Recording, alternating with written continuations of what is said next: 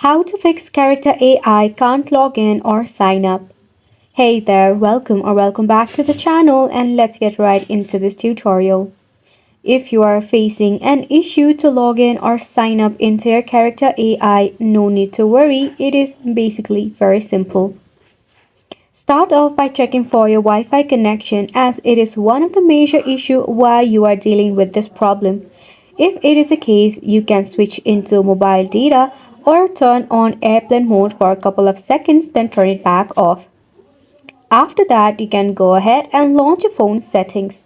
Within your phone settings, scroll down and select on the apps option. In the apps, tap on the All Apps option, then tap on the search icon to search for Character AI. So over here, tap on the Force Stop button and OK for a quick restart, then head over to Storage and Cache and tap on the Clear Cache option. After which, the cache buildup or the glitch issue that is causing the problem will be solved. Mind it, your mobile device must be up to date as well. So check for system update time and again. And if you find any of the update, make sure to do so. Once you do that, you can just tap open your Character AI application and begin the login or the sign up process. And I bet this should work. This sums up the tutorial as well. Thank you so much for tuning in.